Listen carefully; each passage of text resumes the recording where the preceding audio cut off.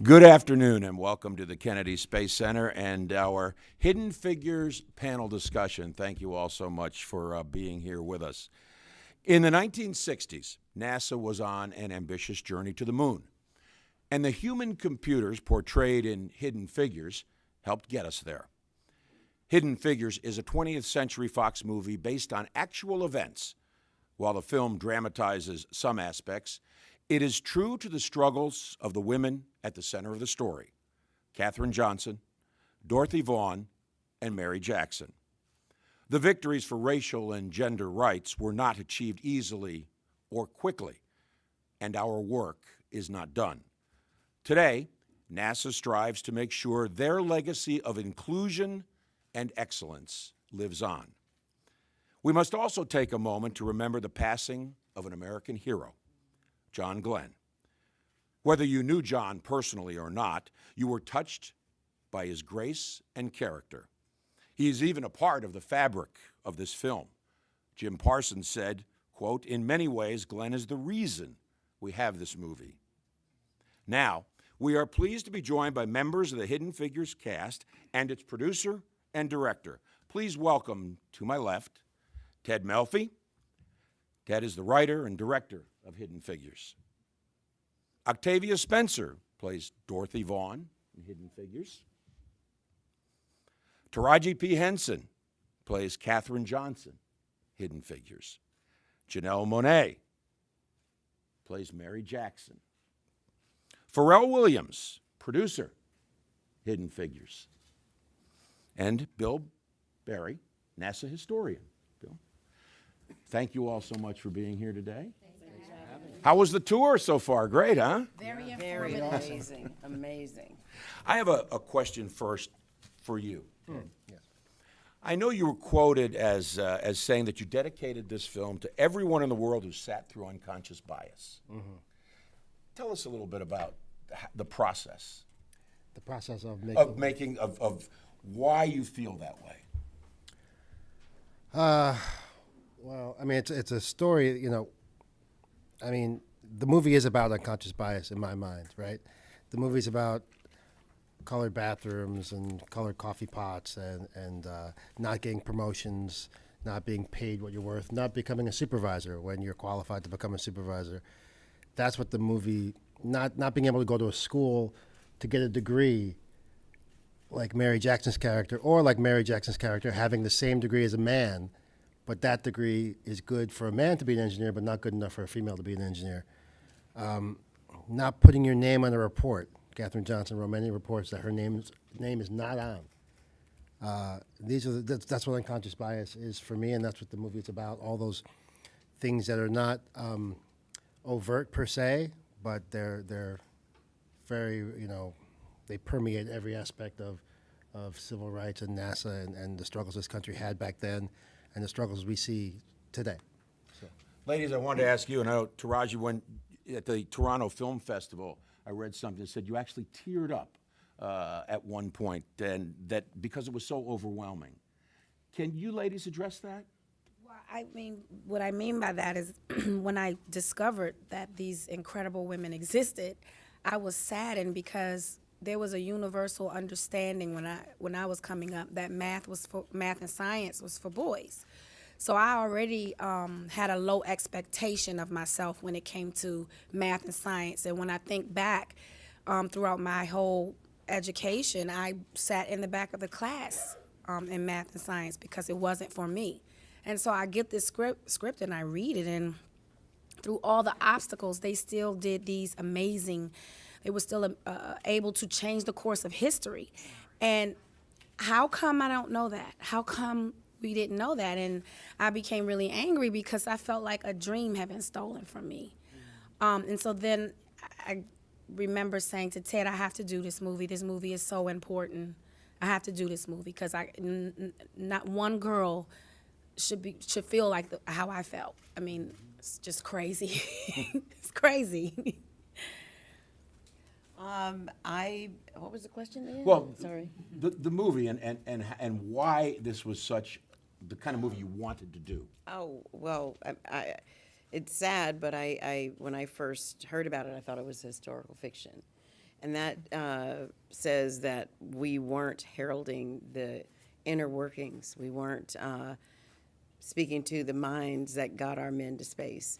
And I just knowing the contributions that all of these women made, as well as the white computers who weren't even honored, I wanted to be a part of their telling, the telling of their story. Janelle? Yes, this is a part of American history, and an important American history. These are American heroes. And for me, when I read the script and heard about their contributions and learned more about the women, and what NASA did during that era, when they put aside the isms, the sexism, the racism, the classism, when they realized that at the end of the day we all bleed the same color, that's when we achieve the extraordinary. And I just pray that it serves as a reminder of what we can do when we put those things aside and become one living, breathing organism moving forward. Pharrell, how do you decide when you're thinking about the music for a movie like this? How does it come together? Well, this one was a bit different for me because I started working on music toward the end of 2014. That was 1960s-esque. And then somewhere in 15, we got the call about the project.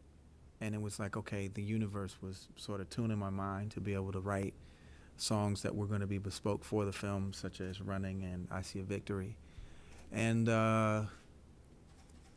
while in the process, it's like you think about why songs made it back in those days, and it's because there were so many, walls of adversity and so many barriers for race and for gender and just advancement, period, that when people made music, they called it soul music because the music literally came from their souls, and it had to be able to tear through and cut through all those barriers to make it on the other side to the ears of any race. It just a good song was a good song. So I found myself trying to challenge myself in the way that those writers and producers and singers did back then. Bill, lastly to you. So, was there a lot of give and take, or were there times where you're talking to Ted, you're going, no, you can't do it that way, Ted. It doesn't work that way. Well, Ted and I and a number of other folks at NASA helped a lot with providing all sorts of information for things. We talked quite a bit about the script. We went back and forth on a couple different versions of it. There was a lot of great material from Margot Shetterly's book that the movie is based on that really helped a lot. And to me, the great part of being a historian, actually getting to work on something like this, is that the people dedicated to the movie, particularly Ted and the cast and the production team, were so into telling the story and getting it right. And they wanted as much detail and as much accuracy as possible. I was delighted to help them in that direction. Well, thank you. Thank you. Yes, thank You made Now us we're going look to take smart. questions here at the Kennedy Space Center. Wait for the mic to get to you, and then name and affiliation, please. I'm an investigative reporter with the CBS station in Orlando. Thank you all so much for coming here today. My question is, for each of your characters, Octavius, Taraji, and Janelle, what were some of the biggest challenges that your character had as a black woman in NASA during this time that you, playing this character, like really almost took you back? Like, I cannot believe they had to do, like, I guess surprise you, but they still managed to, go forward and challenge forward. What would you say for each of them? Well, I just think, I can't speak for the two ladies, but in my, I just think that I actually had a chance to meet Katherine Johnson. She's still alive. She's 98 years old. And I kept asking her those questions because, I'm a new millennium woman, and we have rights, and, we can speak our minds. And so I kept asking her, like, what was it like? You had all the obstacles stacked against you, and she just said it was what it was. That's how things were. I just went to work every day. And I thought, wow, what a strong approach, because you can always sit and complain about how bad things are, but then what is that accomplishing, And so I was like, wow, That's pretty amazing. That's pretty selfless, because obviously what you're doing, even though you're not thinking I'm going to change the world by my actions, but you are. And the fact that these ladies did not complain, they just got up every day and fought the good fight. Now we have a space program. Yeah, I think that's the most inspiring thing, is knowing that they were able to persevere through those obstacles during a time where laws really prohibited them from achieving their dreams. And my character in particular, Mary Jackson, she believed that everyone deserved a right to the American dream. She believed in equal footing, equal opportunity, not just for herself, but for the rest of the women who worked at NASA. And so when she was fighting, it wasn't just for herself, it was for everyone else who was told that they were not good enough because of their gender or their race. And I just hope that whenever any young girl or anybody sees this film, that they can look to them for hope and inspiration, and know that they'll come out on top and at the end of the day. And for me, I think when you think of the climate in our country in the 60s, these women didn't have the right to vote at the time that they made these contributions to science, technology, engineering, and math. But they didn't look externally for that validation. They knew that their contributions would be a part of something greater than themselves. So when you think about the fact that racism was the law of the land, segregation kept us separated from our white counterparts, and it didn't change their minds that they were able, what they were able to contribute. But it's definitely, it was pervasive, and it's something that you have to keep in mind when you do a period film. Like Taraji said, you know, as modern day women, we have agency that they did not have. And it's what we do with that now that's important. And being a part of this film with two wonderful actresses that I admire, and then having Kevin Costner, Jim Parsons, Kirsten Dunst, Mahershala Ali, Aldous Hodge, that amazing cast, and then all the wonderful talent behind the scenes. People weren't signing on to get $1 million paychecks. They signed on because they believe in this story, and it deeply affected all of us, and hopefully it will have a lasting impact to the next generation of young girls of color in STEM. Down here in front, and then Ken will come to you. Hi, this is a question. Robin Simango with the Observer Media. A question for Taraji, Octavia, and Janelle. Did you see any comparisons in your own roles as African American women in Hollywood vying for roles that may not be available? See any comparisons in yourselves and the characters that you play? Yeah. Yeah, the struggle is there. The struggle is real. But again, what I learned from Katherine is you don't complain. I can sit here and say, oh, they didn't pay me enough for this role, or I didn't get this role or that role, or. But what am I going to do? What is that helping, you know? So even in an industry, I really can't sit here and say Hollywood hasn't been good to me. I've been working. Have they written enough zeros on my check? That's the question. But that's not the question you ask me, because I don't write the checks, you know. But yeah, Hollywood has been good to me. I don't complain. I just do the work. And, you know, I look up one day, I'm nominated for an Oscar. I look up one day, I have a Golden Globe. I look up one day, and, you know, so you just do the work, and all that other stuff comes. I'm pretty sure Katherine or none of these women thought they were going to NASA to change the world. They were just excited to have a job in the field that they studied in school. That was just a blessing for them. So just to go to work every day. But see, they were prepared. And when opportunity meets preparation, you can change the course of history. So if you stay focused on your purpose, then you don't worry about all the accolades, because that will come. People will notice work. When you do good work, it goes, you cannot unnotice it. You cannot not notice it. Yeah. Just like this story, we couldn't keep this story quiet forever. It was bound to be told because the work that they did, these women did, was just that amazing. Yeah. I think that these women did not really think about race or gender until someone else made it a big issue. And then after it started to get in the way of them pursuing their dreams and their goals, that's when they had to stand up for themselves.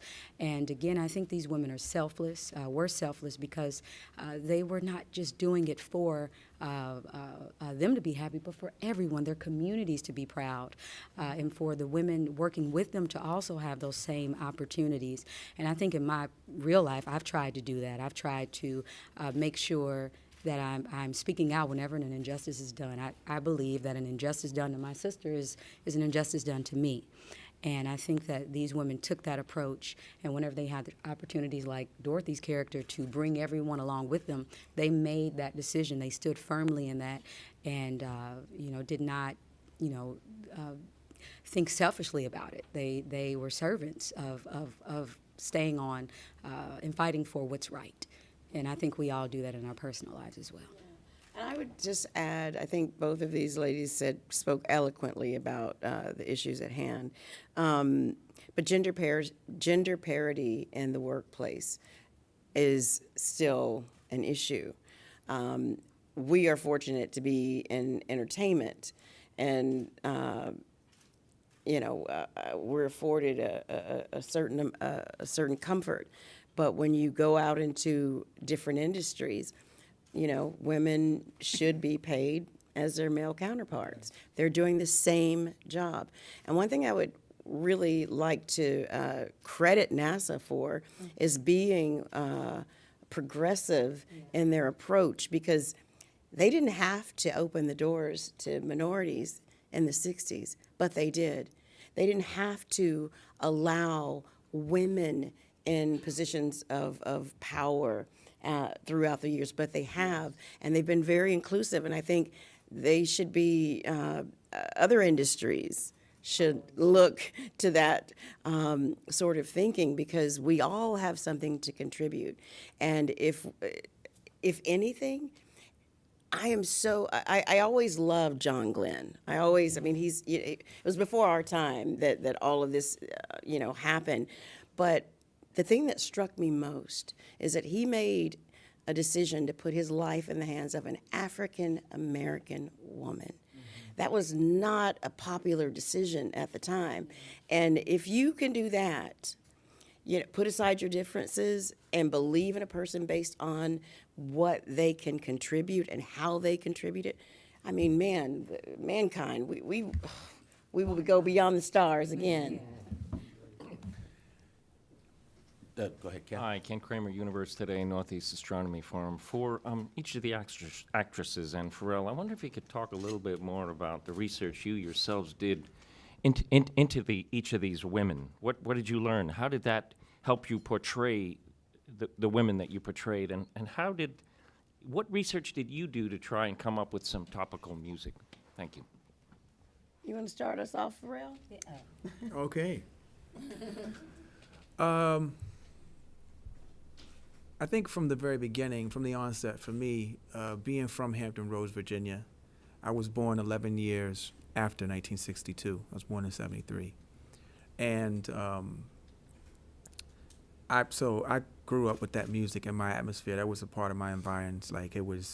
That was my life. And then there was when we I reached out to Hans Zimmer to work on the score, which he pulled me right back into it. And we also worked with Ben Wallfish. And I think what we did is our first objective was to make sure that we had a score that did not sound like you would expect it to. So when you think about films, their heroic moments or their sad moments or, their devastating moments, there's usually a set of chords or chord progressions that will be very Anglo and Euro leaning. And we thought, well, look, this is the 1960s. This is the 1960s Matrix, where the gravity and the physics was much heavier on African Americans and twice as hard on African American women. So we needed to give those considerations real breathing room in our work. And so we found ourselves trying to make music that we felt like would resonate with women and would definitely reflect that gallant time that those African American women lived through and endured. You know, they, as Ted wrote, you know, they saw beyond the numbers. They actually saw beyond the era. Yeah. And that math went on to help John Glenn in his orbit, you know, 3 times in 5 hours, and so on and so forth. And so we needed to give that consideration that I know this is taking very long, but that we were trying to connect to what it must have been like for people who saw beyond their conditions and were never wavered. Yeah. You know, because there was something in them that was just a little different than you and I. Yeah. And that was mainly our focus, you know, that and just staying away from what you expect and giving you something that paralleled what you were going to see on screen. Okay, cool. Yeah, amazing. They did a phenomenal job. In terms of character research, sadly, there was not a lot of information around my character, and I know Dorothy, because both of our brilliant women, unfortunately, have passed on, and we didn't get the opportunity to speak with them, and not a lot of their family. But we did have the opportunity to speak with Margot Lee Shetterly's father, who worked here at NASA with the ladies, and I learned so many incredible things about Miss Mary Jackson. We didn't get the opportunity, and that's like a whole nother story film, but after she became the first African-American female engineer, and she was just wanting to be an engineer because she knew she had the mind. She had such a broad worldview, and she saw beyond her circumstances and just wanted to work and do what made her happy. But after she achieved that victorious win, she hacked into the NASA computers, and she discovered that women and minorities were being paid significantly less than the white male counterparts. She presented this information to NASA along with a few other of her colleagues, and she helped advance the careers of more women and minorities at NASA, and challenged NASA too. And they, of course, were progressive. They listened to treat them fairly. So that right there, just such an honor to be portraying this woman. We have about 5 minutes left. I want to grab a quick call on the phone bridge. Robert Perlman from Collect Space, and then I'll come back for a couple of final questions here before we wrap it up. Robert? Hi, can you hear me? Yes? Oh, great. For Ted Melfi and anyone on the panel who would like to answer, in her book, Margot Lee Shetterly talks about how she was mindful that while she was writing about the untold history of these hidden figures, that she also had to be careful about not creating new myths in the process. So how conscious were you while creating the film about what you were depicting on screen, whether it be historically accurate or fictionalized for the purpose of telling the larger story, that what you showed for many in the public, including many children, would become accepted as what exactly happened? Well, I say this all the time, but the movie's not a documentary. I mean, there's a great documentary NASA has done with the Discovery Channel called When We Left Earth, which is an exact depiction of the Mercury program at that time. For the most part, we were painfully aware and very careful with how we portrayed the three women and the things that they accomplished. There are direct quotes in the movie. John Glenn's direct quote is, "Get the girl to run the numbers. If she says they're good to go." She then goes and does those numbers. Those calculations for John Glenn took 3 days. We can't do that in the movie. So she's, even though she's a math genius, she's not that math of a genius. So yes, it took her 25 seconds in the film. Those calculations took 3 days. Mary Jackson petitioned a court in Virginia and became and got approval to go to an all-white school, and got that degree and became NASA's first African-American aeronautical engineer. Dorothy Vaughan became NASA's first supervisor. These things are all facts. The space race is obviously pretty much verbatim, factually and chronologically. There are little liberties taken here and there to dramatize. So, but the crux of the story is true. Try to get a last couple I quick. got a question. Oh, go I ahead. have a question. So is this like live, like C-SPAN, NASA channel style right now? Yeah. To boldly go where no man has gone before. We're gonna boldly go in about 2 minutes. So. I just had to just like live. Sorry.